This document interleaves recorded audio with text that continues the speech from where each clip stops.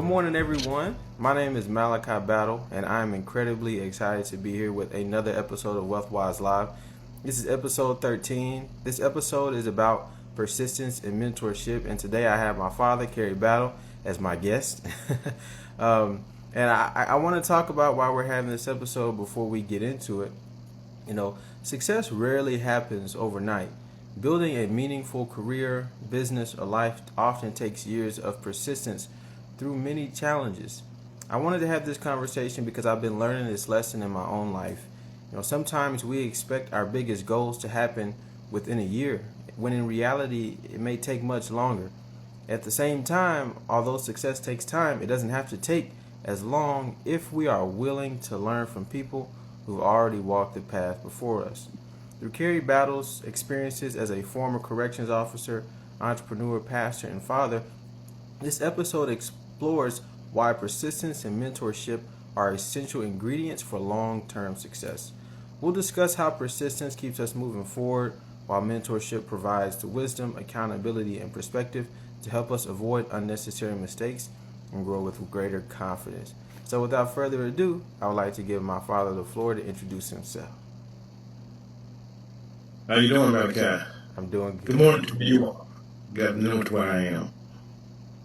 I'm honored to be here, to be a guest on your podcast. Awesome. So go ahead and kick it off. We'll start off with where are you from? So tell us a little bit about your background and where you grew up. So I'm from Huntsville, Alabama, the north side of Huntsville. That's where I grew up most of my life until about 22, 21. Then I moved to Madison, Alabama. When I got married to my lovely wife. And so Huntsville, Madison, a couple years in Decatur, then back to Huntsville. Awesome. And how would you say where you're from in Alabama has influenced your upbringing and influenced your life today? Well, I've learned things throughout just looking at people. I learned by looking at other people's lives, and I learned about what not to do. So I learned about some of the downfalls of people, some of the bad decisions people made, and I've seen some of the outcomes. And I decided, I didn't want to, be homeless. That's right. Be homeless, be in poverty. I decided I wanted to be, a good person, righteous person. I want to be able to raise my children right. I want to be the opposite of what I've seen growing up. Right, which is on brand for the episode. It's important to be able to learn from people. Sometimes it's not always direct. Sometimes it's by observation. Realistically. And so to kind of get right into your background, what eventually led you into corrections? I don't know, son. I always wanted the job. No, I always wanted to be I wanted to be a warden of a prison. Actually, I wanted to see how that environment was. I felt like I could make a change. I had a sense of duty, responsibility that I wanted to protect my community, as far as my children and my wife, and but I also wanted to make a difference to let people that was incarcerated see someone from the same environment that they're from, and that they can make it as well. So I wanted to be a light. So I feel corrections was a place where you can go and people can get an opportunity. That makes a whole lot of sense. I think it's important to want to protect your family, your community, and doing what you can to get there. If you don't have the people to do it, then those things would not happen. And you were a corrections officer for quite some time before you retired, and then you started into another industry, which was horticulture, lawn care, pest control. What kind of led you into that and ultimately into entrepreneurship becoming a part of your vision?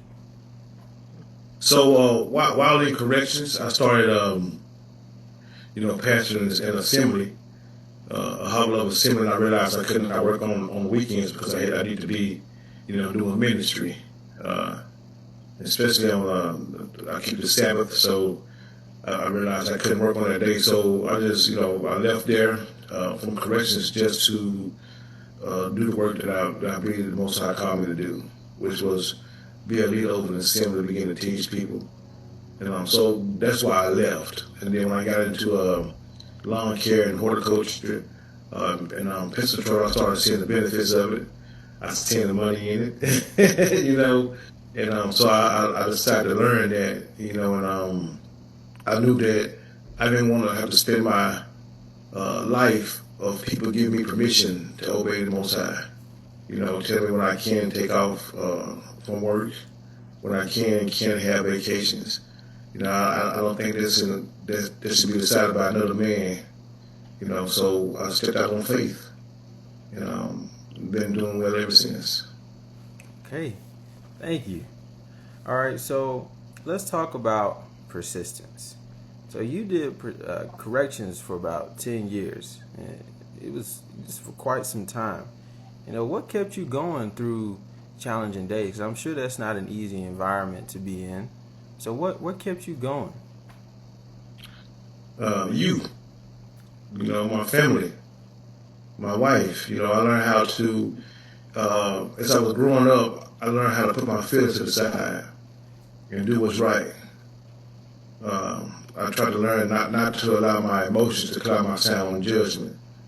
So even when things begin to get overwhelming, instead of me, laying down or soaking it in, I learned how to take a breather, count, get my reasoning together, and I learned how to pray. And I realized, I have to keep my word to people who I talk to my children, to my family that never give up. So I realized if I was to ever give up, you would give up. So I had to just, maintain myself. And so it took a lot of prayer, a lot of patience, a lot of persistence for me with that. So naturally, in a corrections environment, there's many different things that inmates may do that could fool you, or you might be shocked at some of the things that you hear these people have done. How did working in corrections change the way that you view people? Ooh, well, that's a heavy question. So, in many ways, one thing you realize just in life when talking to a lot of people, and you see their actions, sometimes people just don't know. So, an individual who we can see that's being wrong, in some of the decisions that they made, they don't see themselves being wrong. Some of them are ignorant. Some of them are foolish as well. I learned not to take things personal. I realized I was doing the job. So when someone came and told me, or someone mentioned their crime or what they was in there for, even though someone was heinous, and I think some people just need to be, incarcerated. I never don't take it personal, because if you take it personal, then it will affect your job. But also, if you take it personal, it'll affect outside as well. You got to learn how to separate work from home. And so I learned how to, took me a little while, but I learned how to, when I leave the job, I leave the job. And then when I go home, and then when I leave home, I leave home, and I go to work. So I learned how to make a difference between both worlds. Right. So, yeah. So I wanted to follow up with that. Was there ever a moment that you were like, man, I don't know if I really want to do this? And if so, what? I know what kept you going was family, but how much time did it take for you to work through that buffer? Most of the things that we experience, it takes time. So I'm sure at the point in time, you're probably taking some things personal until you slowly but surely realize, man, I got to leave this at home and I got to leave this at work. When the times that I feel like maybe I want to do something different, day one. You have to, you got to, first of all, you got to realize that this is not TV. So what you see on TV is not how it necessarily is in real life. Nobody's in there getting raped all the time. They're not always stabbing and shaking people. Like TV will make it a scene. They can get like that, but that's not, all the time. So then you have to learn how to accept how you feel. A lot of times when you go into that kind of environment, you're going to be apprehensive. Not necessarily scared, but apprehensive because it's a new environment. You don't necessarily understand what's going on yet, so quite naturally you're gonna, be a little skeptical. You know what I'm saying? So just follow your training that you've been trained, and as you go to learn, people learn what's going on. It'll get better. Sometimes, in that kind of environment, people hurt themselves. I think that's probably one of my hardest times. Years ago, we got finished feeding someone, feeding chow, and getting the floor back straight before we got to get off shift. And by the time I had those things helped me, to cope and to overcome. But number one thing was most definitely prayer and word. Right. It's a lot of stuff to see. Life can be pretty rough, especially for people in that environment. So you going in there every day, even though it's not where you're gonna go to sleep, you spending most of your time there. Is naturally a lot of different things, and within that, you learn a lot about people. You learn a lot about persistence. You learn a lot about learning to keep going, which influences a lot of what you do and a lot of your background now. And so to transition into entrepreneurship, what gave you the confidence to ultimately start your own business? So you're in corrections. Hey, I want to start having my weekends free. You switch to the new industry, and then after some time, hey, let's go start my own thing. What made you believe that you could do it? Well, I realized I would never know if I can walk on water until I got out of the boat. You know, I had to understand that if I want to teach this word, I have to really believe it.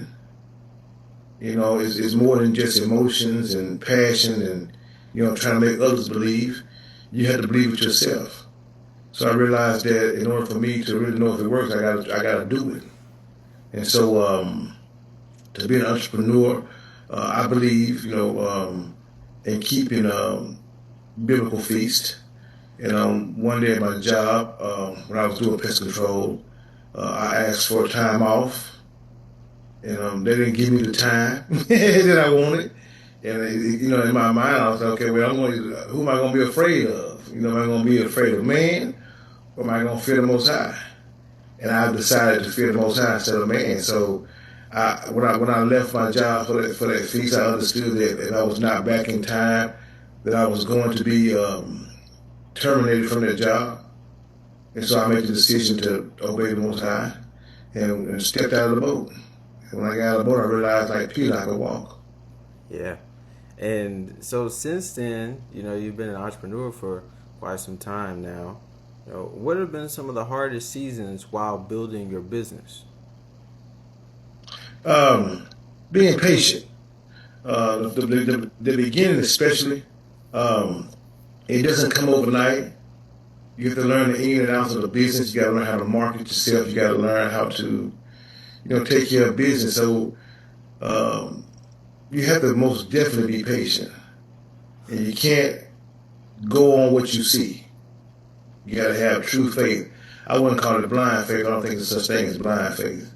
You got to go on what the Most High's words say. He promises to supply all of our needs. He promises to take care of us.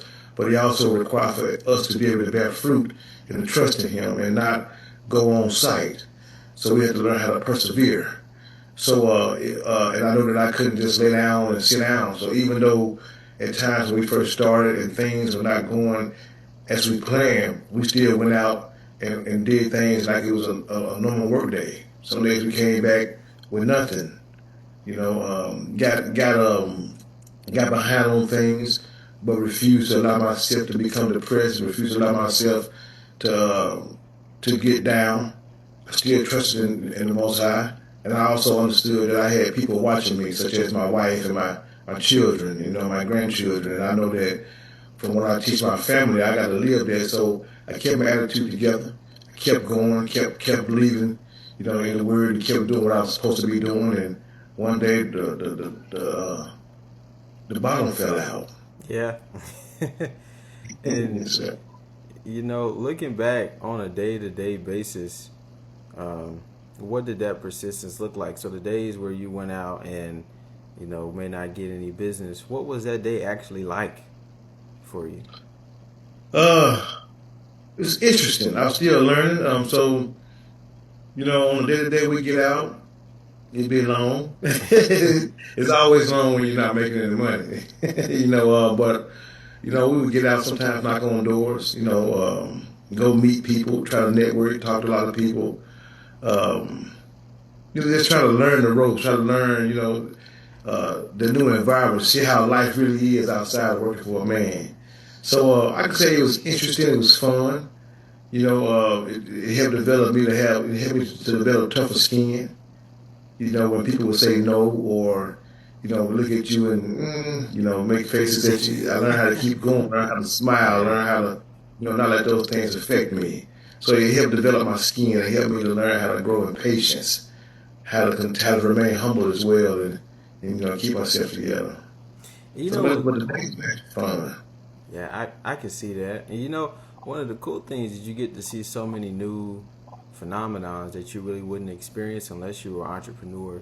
I know like one of the things is contracts. So had you ever dealt with, creating and negotiating contracts for yourself before that time as an entrepreneur? No, That was new, right? Yeah. that was new for me. So what I just learned, just through conversation, what people are looking for, their price ranges, and then that's how I was able to negotiate contracts. Or just sitting down talking. Now I did remember, when I used to go to my new customers when I was working for my previous companies, we would have the contracts with the prices, for a certain amount of a certain footage of a home. So I understood the basics from that perspective because I've done these homes before. But when you go out there to doing your own, and you had to name these products that you're using. You had to be able to explain to them, the benefits of it, the health benefits of it. So because people want to ask you 1,000 questions. So, but when I used to work for the other company, all I would just go do is do the work inside of the contract, and I'm gone. All right. But I had to learn the name of the product, what it does. Where is it from? Is it going to affect this? Is it going to hurt my pet? So when I learned my product, I was able to better sell it. When I started doing the work and I realized that, hey, I charge this amount of money and I'm doing this job, and I realized, wait a minute, this job is too much for this amount of money. Then I learned how to adjust. And it's a lot of unspoken rules, in this kind of environment. So, sit back and listen. You'll learn a lot of things like that. Be candid, instead of, holding your head down, not looking at them. Look people in the eye. Be candid. Be straight to the point, and also be honest. If you are those things, people will open up to you. They'll begin to talk to you, and they'll offer. So sometimes if you're quiet, they may offer, more than what you really want to ask for. So it's good to hush, Right. And listen as well. So now you have a new network. You have a completely new network from before you were entrepreneur of many different entrepreneurs, and that is creating more avenues and more ways, for you to grow the business, make more money, and you're learning a lot about rejection, because that is one of the things that is the topic of this episode: persistence. Every time, especially as an entrepreneur, when you first get started, like you said, you got to be patient. It's not just gonna.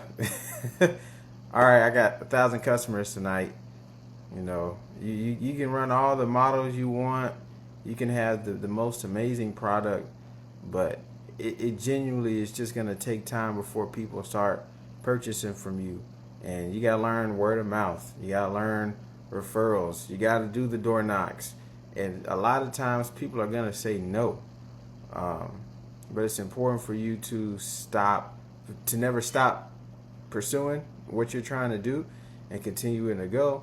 And I know you're proud to say you've done that. Now you have several different clients. You've had clients for years, with many different properties that you're working with, and you're still growing. So looking back at that now, how does that, if you, let's say you had stopped or, started being impatient, how would that, how things would have turned out? Mm. Well, I realized, one thing is most definitely with having a job. Ever since I've had a job and worked for people, I've always struggled, and there was always a limit to that. And but since we've been on our own as far as the entrepreneurs, we haven't had that struggle. So that's one thing that helped me never to go back.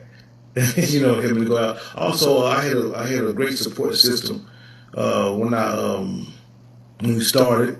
Of course, most of y'all. Then also my wife, she supports in more ways than I can imagine. So that was a great thing. Then my sons, our oldest son, our daughter. So we had a support system on how to learn how to do things together, learn how to work as a team, and learn how to support one another. And then, you ever seen that movie Cinderella Man? Mm-hmm. When that lights got turned out, he's eating them bologna sandwiches. Yeah, I realized I didn't want to keep doing that. Every time it got rough, I remember them lights going out. Right. And they were meant to keep on going. So yeah, we as time progressed, my wife, she who's my co-partner, in this, and she has her licenses and credentials as well, and we're part of a lot of different networks. So those things help us, reputation. We do good work. I also a technician when we out there working. I tell them, hey, people are watching you, so do your best. Let them see you and admire your work. Make it go show out. And so if you do your best and you do work because people are always watching you, they might want you to come do theirs too. And we've got a lot of business like that from folks seeing us doing other people's, properties. People seeing us on camera, doing certain things, and like, wow, they actually do the work when people are not home. They actually do a great job when the homes are empty, like someone lives in them. They do their best, and from that, we get other customers. A lot of word of mouth as well. Just meeting people, being friendly, and being honest with people, and just having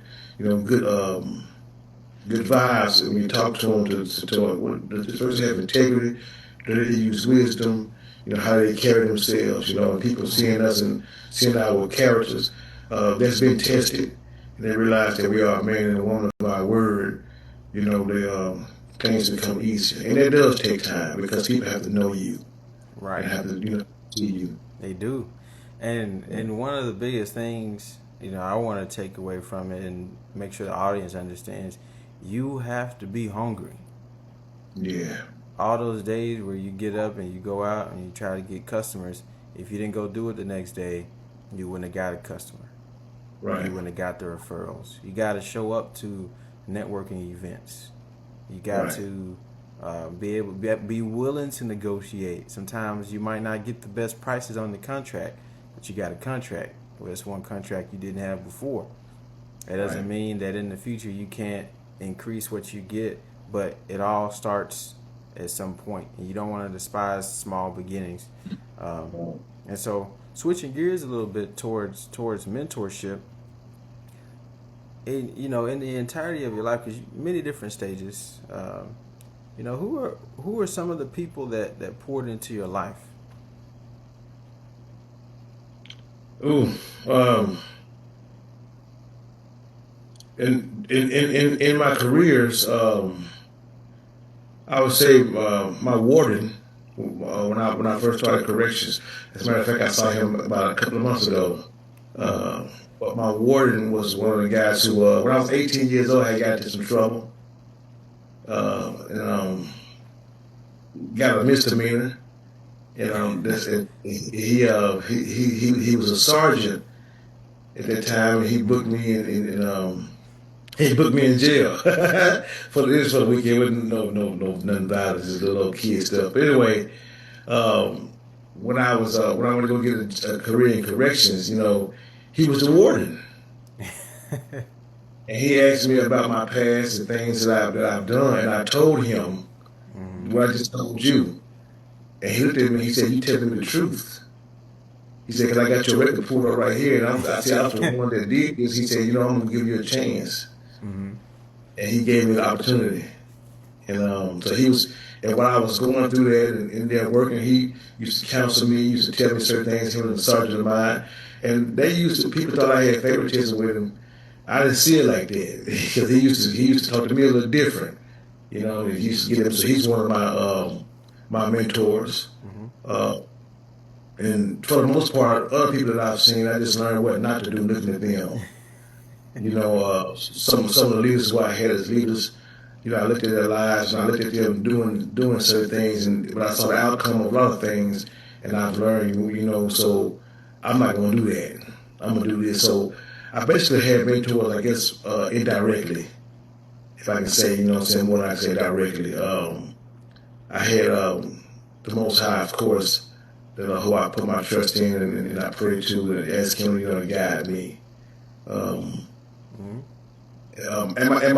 my stepfather. My stepfather was an entrepreneur, in the 1980s, and he still has the same business, today. He still has some of the same customers that he had since the 1980s. And I've seen him persevere. I've seen him go. I've seen him not stop until this day. He still does the same thing, and he talks to you and tells you, "Hey, you can go do it." And one thing that he let us know is you don't have to have people to believe in you if you believe in you. And that's one thing that I've even taught, you all, my children, and people who I talk to and counsel, that hey, I believe in you. Your mom believes in you, other people believe in you, but if you don't believe in yourself, then how we believe don't really matter. And so him telling me that and me understanding that, I believe in myself. So I have mentors, maybe indirectly, if that makes sense to you. It does. And so to follow up with that, what's one lesson from that warden that still impacts you today? Well, many lessons, but one major lesson is I always give other people opportunities. Never judge a book by its cover. Get to know people, get to really hear them speak and so forth, because it may be somebody who may be covered in a little mud right now. But if you look at them and you realize it's not their skin, but it's mud, you can kind of wash it off. So, never judge a book by its cover. Be able to have patience and learn how to listen, and never give up, never stop. So I learned a lot from him. I've seen him have integrity under persecution, and I've seen him not retaliate the way people think he should. I've seen him not respond negative. I've seen him continue to be himself and be consistent in that. And from that, I see him always rise to the top. And that's one thing that I've learned within myself, is to always keep my composure, even under pressure. Awesome. And so many years have passed by. I'm 24, so if anything, you're at least 24 years old. Right. When did you realize that you had become the mentor and the person that helped kind of steer other people and give guidance? When people start calling me sir. OG. I don't know. Maybe a couple of years ago, I realized I was getting older. People see you different, and when you start speaking, people get quiet and start listening. They start calling and asking for advice. And I'm thinking these are people that's calling just keep with me, be my friend. They're calling for me to help them. So maybe in the past, within maybe about 5 or 6 years, I realized that hey, the roles have changed. And now Grasshopper has become the teacher. Right.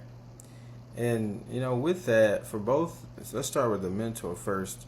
What qualities make someone worth learning from? And then I'll ask you the same question, but what qualities, do you like to see in a mentee, somebody that was wanting to learn? Well, what qualities to make people want to learn from? That make me want to learn from people. A lot of qualities. If it's an older man, especially, it's not necessarily about the money they make, because it's easy to make money. But it's mostly how they treat people. I'm the kind of person that I don't believe that we're created just for ourselves. I think when Most High created us, it's for the benefit of others as well. And the greatest commandment is love. And love is beyond, feelings. It's self-sacrifice. It's giving yourself for another person. It's to provide, to protect as a privileged and precious gift. So when I see a person deny themselves for the benefit of others, I admire that. When I see a person who, even your shortcomings and your downfalls, they don't throw you away. They seem to have a better understanding, and they're able to lift you back up, and they're able to build you up. They're able to tear you down and build you up at the same time. That's a major quality. That individual that don't give up, do not give up on people, do not mistreat people. Humility. When I see a person that's humble, if I see a person that's bragging on what they've accomplished and how they made it and what they have, that steers me away from a person. But if I see someone who I see that you have and that you are wealthy, but you don't show that in materialistic, I see how it is when people are around you, such as how a man treats his wife. That matters. How a man treats his children, matters to me. How someone speaks to other people and have a regard for other people, and even though they have the wisdom, they have the humility, they have the understanding, when others come around, they get quiet and they're still able to learn. So those are qualities that I see in people who I would love to be able to mentor me. People who are strong and people who you see the fruit behind what they have instead of the claims. Mm-hmm. As well as a mentee, someone who's hungry, someone who has a desire to change, someone who has a desire to succeed and be great, someone who's growing, who has a desire to grow, but not just for themselves. Someone who wants to grow to make change for others. Someone who wants to, maybe when they were young, experience poverty, maybe they experienced hardship, and so they want to learn and they want to be able to give back to their community to teach other people how to, financial literacy, or how to be a better husband, better father, how to help in their communities, how to be able to help other people grow. That's the individual who I think would be a good mentee because they're not doing things for themselves. I think that the greatest rule that I can see from that is a person that's denying themselves. So a person that's always denying themselves, their own self-interest for the benefit of others, is a good mentor and a good mentee. I got you. Thank you. That's what this episode is about, from your perspective. And so with that dynamic, how do you think young professionals should approach finding mentors regarding their career or entrepreneurship? Whatever it is that they're striving to do. How do you think they should go about finding that? So I think that you find it by walking. If that makes sense to you. Don't try to pursue it from a standpoint where I'm looking for somebody to help me, because then you become desperate. Mm-hmm. And you be blinded from the surface. We've been doing a study about a strange woman and about wisdom. And we've learned that a strange woman, she conceals the end. She don't tell you about herself, but she tell you about the pleasure. And the good time you can have, but she don't tell you about the downfall that's behind that, nor who she is. But wisdom tells you who she is. She presents herself to you openly. So I think that you should be able to look from that point of view when you really are able to see someone openly that reveals them true selves to you without trying to conceal certain things. That's what you should look for. That takes time. I think for a young person to find a proper mentor, they need to be patient. Don't have selfish ambition. There's nothing wrong with having ambition, but don't be selfish about it. Learn to be patient and learn to look at someone's fruit instead of their claim. Remember, everybody that's smiling at you, every smile is not a friendly face.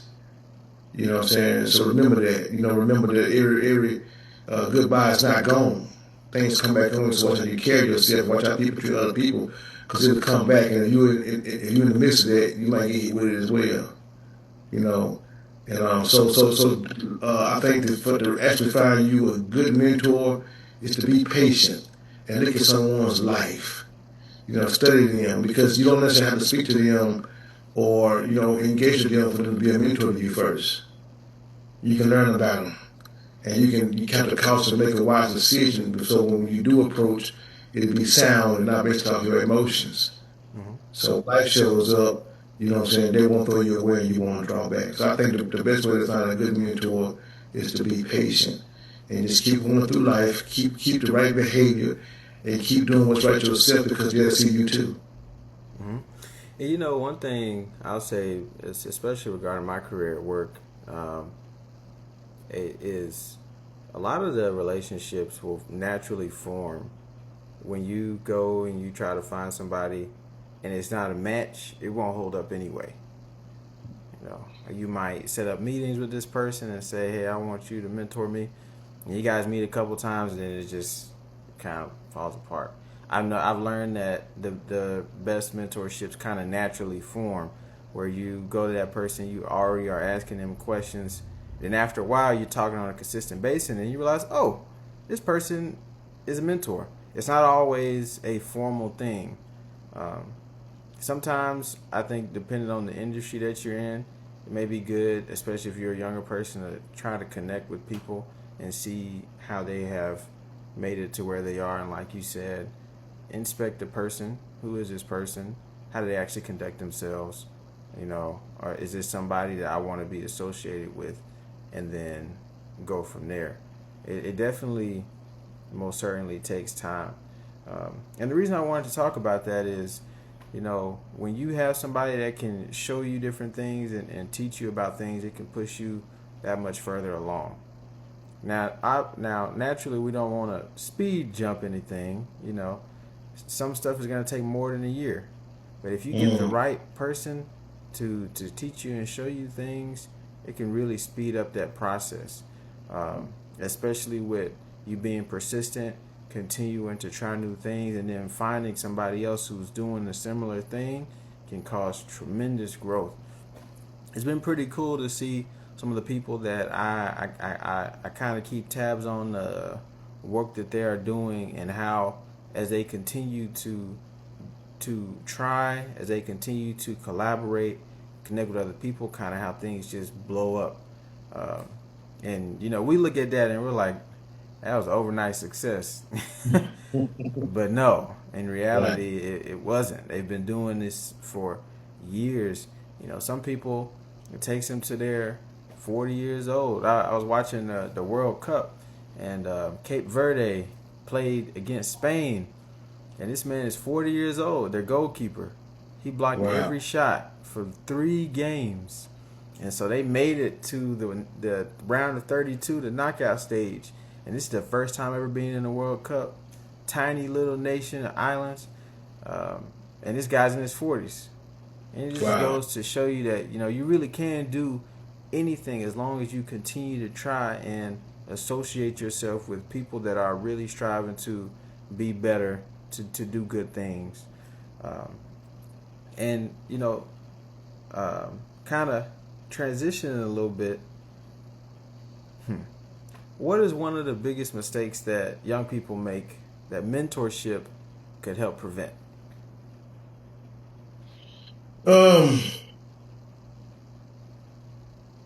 What's one of the biggest mistakes that young people can make that mentorship can help them prevent? Wow, that's a loaded question.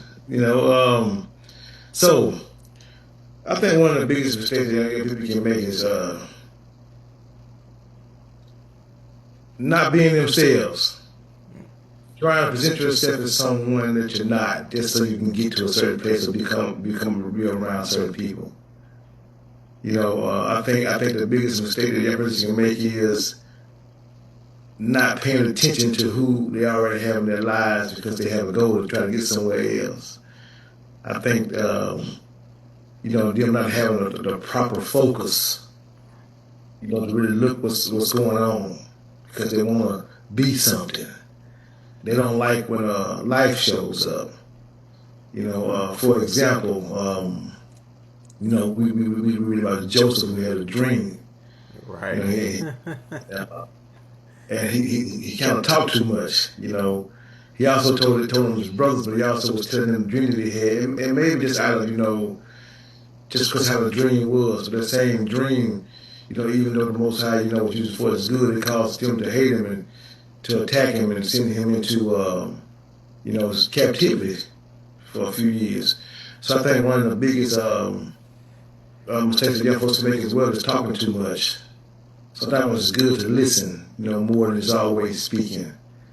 A lot of young folks think they know already because they think that life comes from books.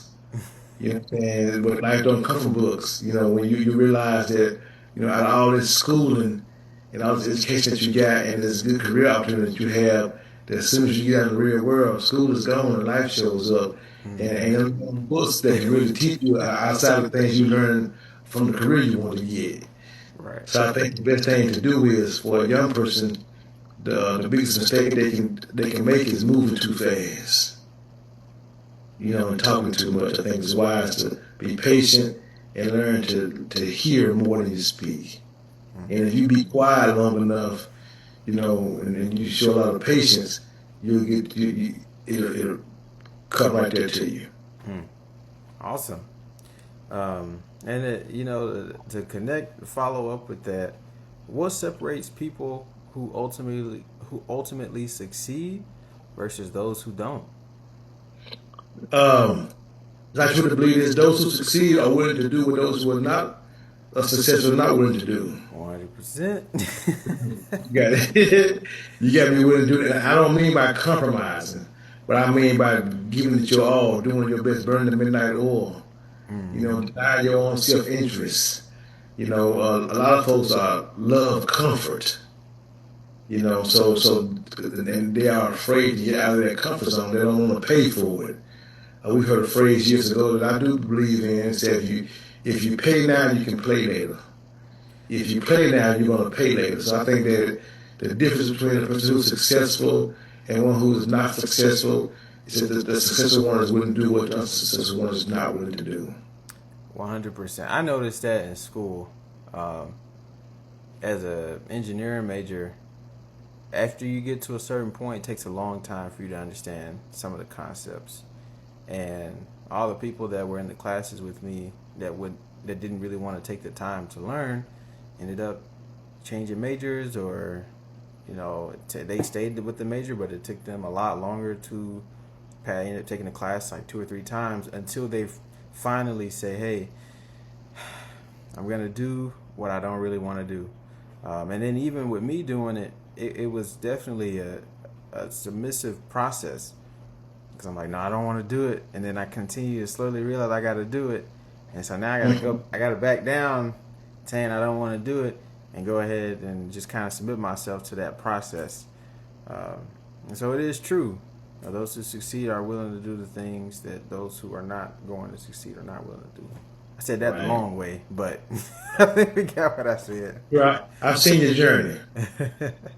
And so I think that's an important lesson, especially for people who are, if they were in school, out of school, and in the real world, or kind of went straight from high school to college or to the real world. You're not gonna get anywhere unless you are willing to do what no one else is willing to do. It takes you downloading the apps and promoting yourself. It takes you traveling to those networking events. It takes you doing all the stuff you don't want. It takes you waking up early. It takes you knocking on people's doors, like we were saying, for pest control. It takes you getting out in that truck, even though you don't have a customer today, and driving around all day until maybe you can find one. Because eventually it's going to build up. Now we have hundreds of customers. And so it takes you doing that, though. And I think a lot of times what I've seen in myself and what I've seen in others is that we genuinely just don't realize how much work it takes. And so we let years pass us by and not even realizing that I started this 4 years ago. If I would have stayed consistent and built up to where I'm supposed to be, where would I be today? But instead, we let ourselves drop off. So 4 years later, we're still in the same place. Then we do it again. 4 years later, we're still in the same place. And then we're 40, 50 years old, nothing to show for it. So, um, kind of bridging the conversation from your corrections to entrepreneurship. Now, what lessons from corrections helped you become an entrepreneur? Um, what lessons from correction helped me to become an entrepreneur? Struggling. you know, in doing that kind of work, I enjoyed. I enjoyed talking to people. I enjoyed, at times I did, counsel and minister people in the situation, and I've also set things up, but the money wasn't there. Mm. You know, I remember, working hard, and when we got there, it was overtime at one point in time, and then, they cut overtime out, and working for the state at times, uh, they don't. They'll cut the overtime out. You don't get raises like you would get at a normal job. So you may work a few years at a certain wage, and so it created struggle. It created certain things that you know I just didn't like. So now so I've learned that in being an entrepreneur that I'm not willing to struggle. I'm not. I'm just not. I'm not willing to lower my standards. I'm not willing to go back and put a cap on myself to struggle. And so that's one thing that I've learned in corrections. I've never was able to get everything that I needed to get in doing that kind of work for someone. And then it was not worth the kind of struggle and the job didn't line up. You don't make $100,000 a year, for watching people murderers, and not judging people, but murderers and robbers and rapists, and you got to keep them from doing this, keep them from doing that. People trying to stay out, folks fighting, folks, being inappropriate in other ways as well. And you don't make enough money to try to govern all that. So that taught me, a valuable lesson is to, never work for anyone else. I praise Most High that I was able in my 40s to, leave for the actual job and to have our own, business that so we've been doing well for small amount of years, but that struggle taught me how to be an entrepreneur. That going without, that knowing that my family needed certain things that I couldn't provide it through this job. And not willing, myself, I wasn't willing to have two jobs. I wanted to have a life as well. And in corrections, we already work 12-hour shifts. You come home, you're already tired. You're not already faced this pressure, there's a lot of stress. So I wasn't willing to add double stress on myself by leaving this job and going to another job. And so I've learned that I'm not willing to suffer. I'm not willing to allow my family not to have what they need. And I'm not willing to go without. If I can do something about it, I'm going to do something about it. And corruption put limits on that. And it's not a trade. It's not a trade that you can get, that you can leave and start your own prison or your own jail. So it's, if you're not advancing in that, what I'm saying, it's more so a dead end eventually. That's good to recognize. That's where you are now. And so last question before we go into our quick fire segment and then the audience Q&A is if you could mentor your 25-year-old self, what would you tell him? I'll tell him, keep going. You're doing a good job. Don't quit. And I keep reminding them, look at them kids right there. Yeah, keep going. I realize, pain never feels good while you're in it because you can't see the outcome. But once you get on the other side of it, you realize it was all worth it. I wouldn't change a thing. If I see my 25-year-old self, I'll applaud him and tell him, keep going. Keep going, keep growing, and don't stop. Awesome. Well, with that being said, we're going to do our quick fire segment, which is, as the audience knows, 3 questions. You got 60 seconds to answer each one. All right. Ooh. All right. It's not going to be too bad. Quick fire question number one. What is one habit everyone should build? One habit everyone should build. Pray. Okay. That's the best habit you can have in life. Not religious, but actually pray to the Most High about your life, what you deal with, what you're going through, so that He can teach you how to be patient, how to have temperance, how to be meek and gentle, so He can show you how to bear fruit. And also, when you're praying, it'll keep your mind sound. That's a habit that everyone needs to be able to build. Okay. All right. Quick fire question number two. What's one lesson every young professional should learn?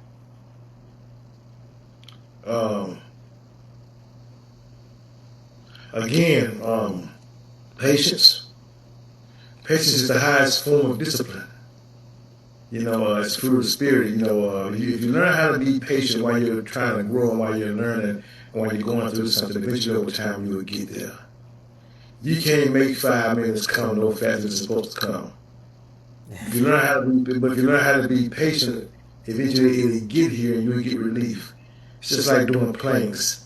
I do planks, right? And I've grown now. Starting next week, I'll be at 1 minute doing the plank. And man, when you first start doing those planks, well, it hurt. It hurt bad. You want to stop, but you got to hold up. And eventually, that 1 minute to get there, you'll get some relief. So just be patient. That's one thing I can teach every young professional. If you keep going, doing what you're doing, keep enduring, keep persevering, and remain patient, you will accomplish your goal. Awesome. And quick fire question number three. What's one word you hope your family uses to describe you?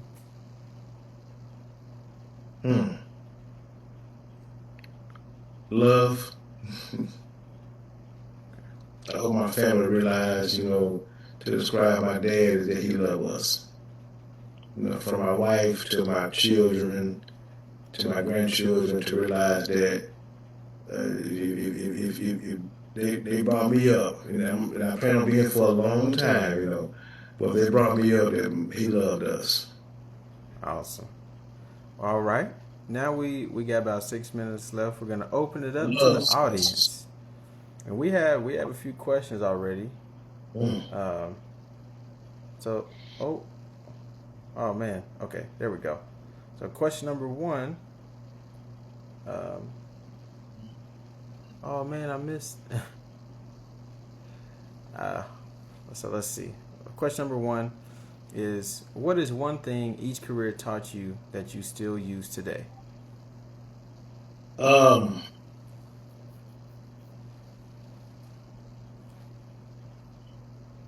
learned how to.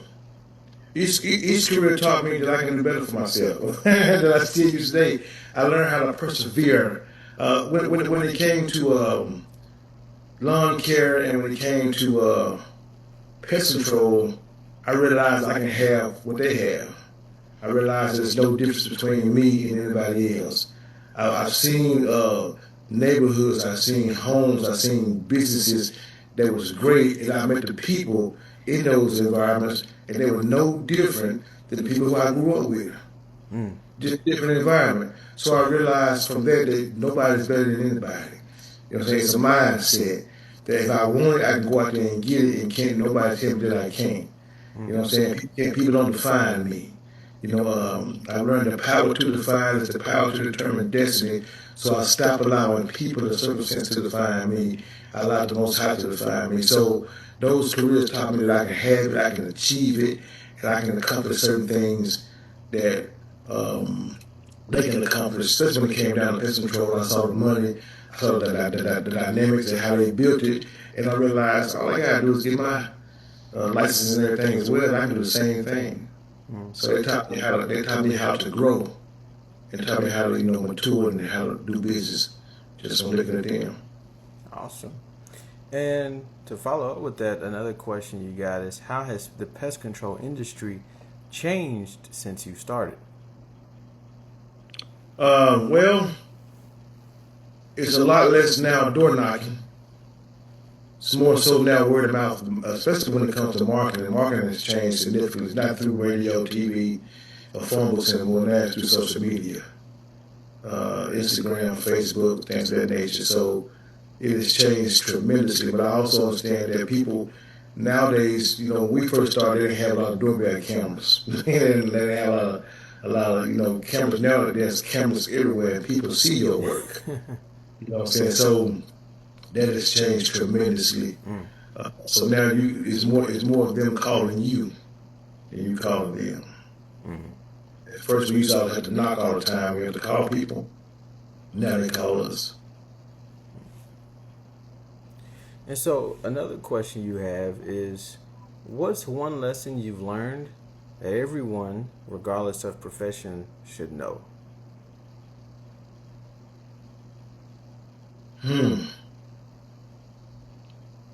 What's one lesson that I've learned regardless of profession that everyone should know?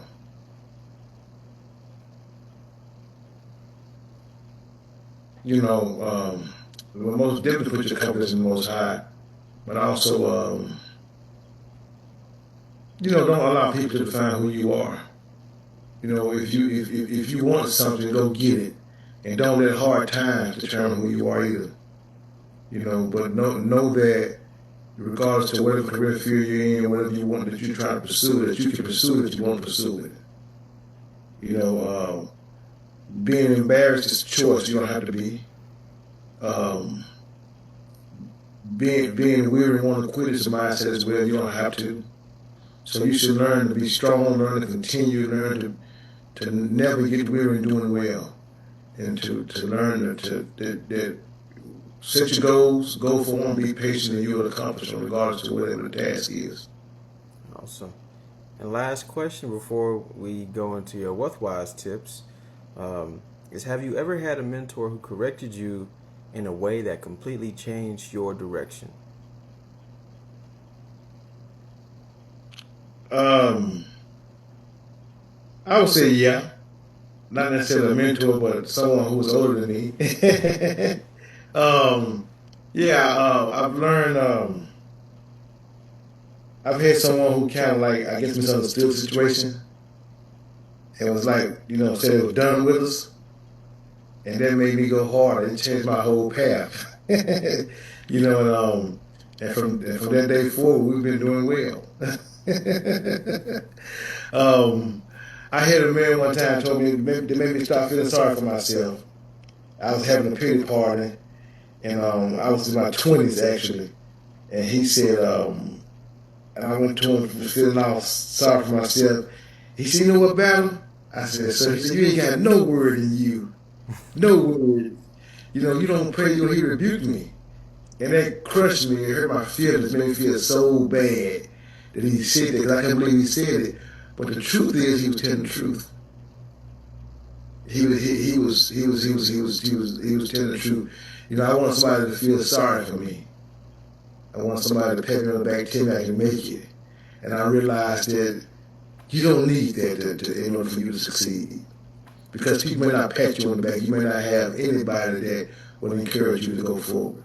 So you got to still be able to do it with no one else telling you that you can do it. And that taught me a valuable lesson when he told me that. And that day, I stopped feeling sorry for myself. I stopped having pity parties. I stopped letting myself get down and out. And I started getting up, doing something about my situation. Awesome. All right.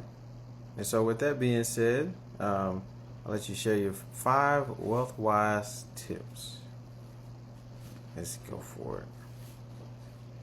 My 5 WealthWise tips? Yes, sir. Okay. I had them wrote down, so let me get them. I had them last night. I got to pull them back up. Okay. So my 5 WealthWise tips is, my first one is invest in your character before you invest in your portfolio. I think you always invest in your character before you invest in your portfolio, because money magnifies who you already are. But integrity, discipline, honesty, and consistency are assets that never lose value. So build the person first, then build a business.